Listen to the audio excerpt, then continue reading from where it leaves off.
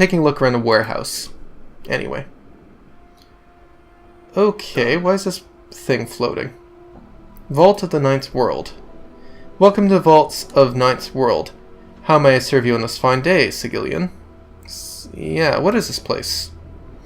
It's pleased to serve as a warehouse for the lower ward and all the sentients of Sigil. Our motto is, when one world just isn't big enough, we provide storage space for those that have a little to spare. For those that have little to spare. Our prices are competitive, our service exemplary, and our courtesy to customers is known throughout the plains.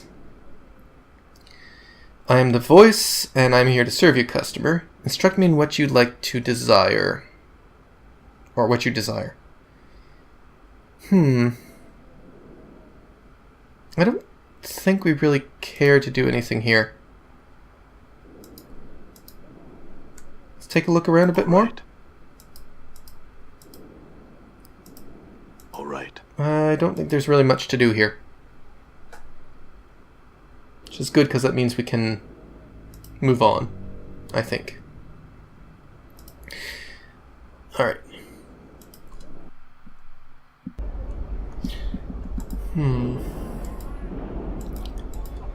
Yeah, not really sure what to do about that quest. I'm starting to get a little bit of a suspicion that it might be bugged or something, because yeah, I can't really do anything. Anyway, let's talk to this person, maybe she has a clue. You see a sickly Githzerai woman. She is hunched over and bent, and her constant coughing is obviously a source of pain to her. She holds a handkerchief that is practically soaking with blood, tissue, and phlegm to her face. Who are you? She speaks a few mumbled words to Dakin. Dakin glances at you and says, "She cannot understand your speech. She says she is dying." What's she dying of? Her name is Anazi. She says she used to work in a meat curing house here until a half-month ago when the illness became too much for her to bear. She was abandoned, evicted from her home, and left for dead. Speech pains her, and her illness has crippled much of her mind. She says there is nothing she can give you of value. Know that she will not recover. I can put her out of her misery, that is all. As a Zerth of the people, it is my responsibility to provide an alternative.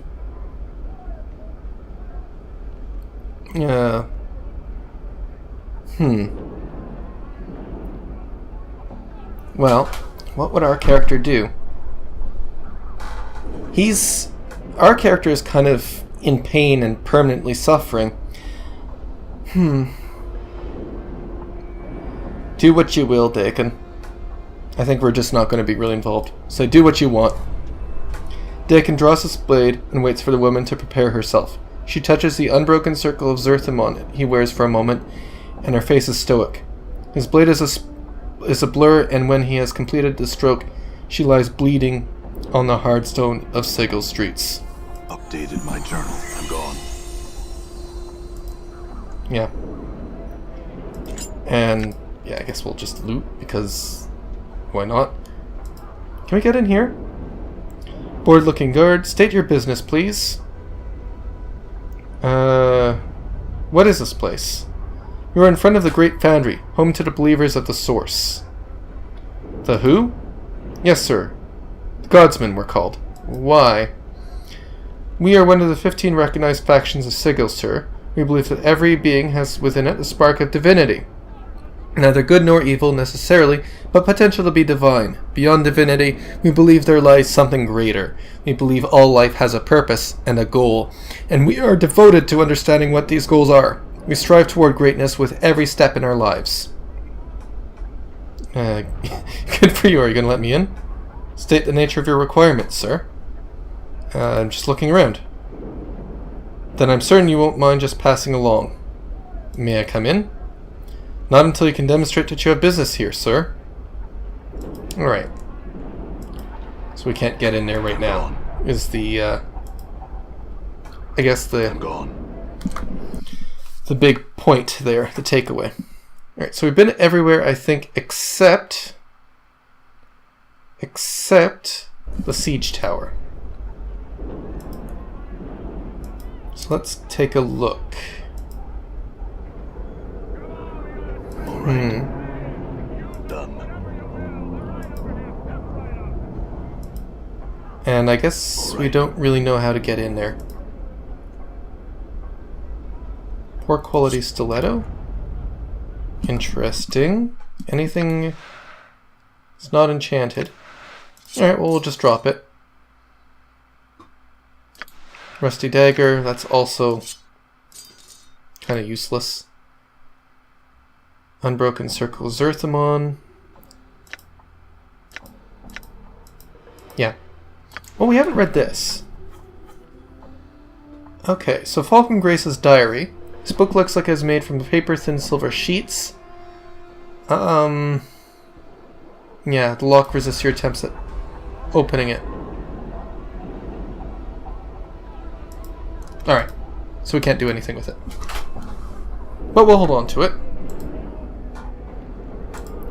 Let's move on to the next area. There seems to be nothing for us in this area. Yeah. What a large area, though. So many things, too. 7:30 p.m. It is getting late. So let's see about getting a room. Do you have any jobs? Questions? Can you tell me about... Yeah. I don't think there's anything really here that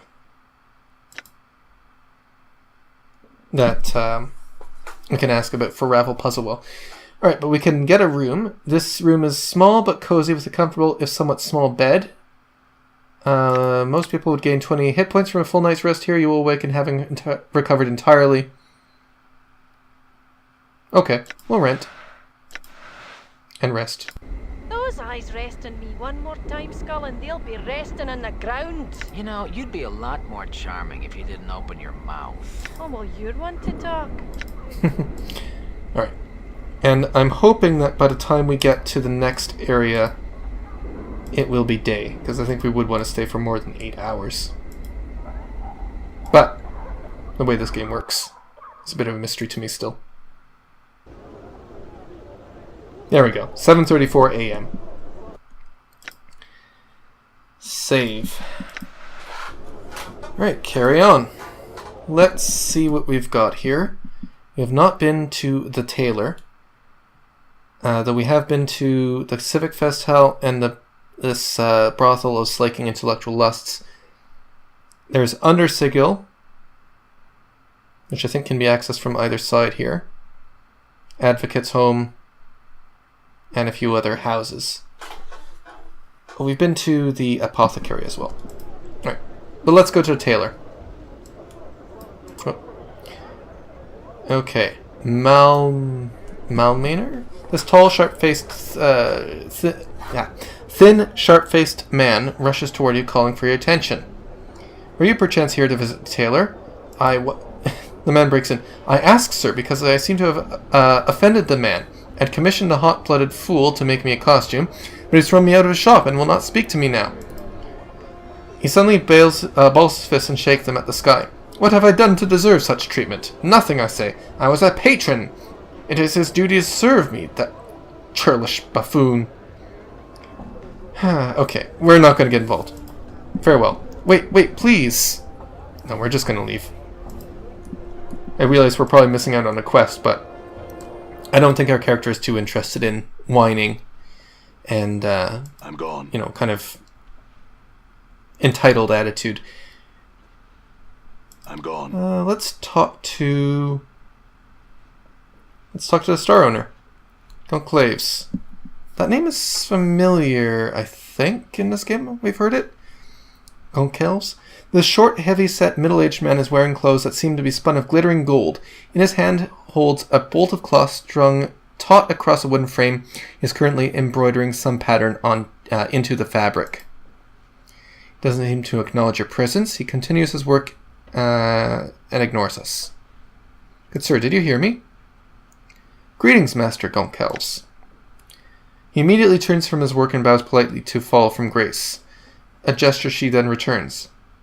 How is it that I can help you today? That order is almost complete. There's no need to hasten my request, Master Goncalves. Your skill demands time, and no doubt what comes of your hands will be pleasing. I'm not here regarding that matter, however. This man here, she bows to you, wished to speak to you for a moment. Of course, he turns to you. And so, sir, what was it you were here to see me about? Questions.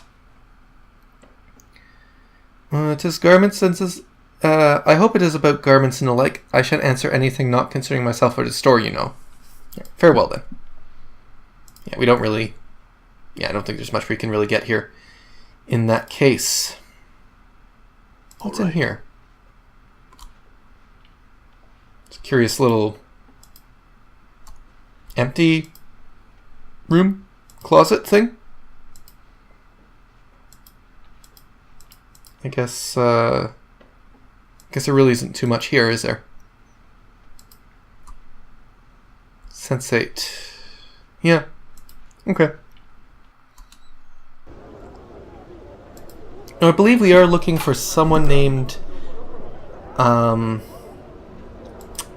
what was it? All right. Nemel, I think was the name of the person we're supposed to talk to about getting a word for the decanter.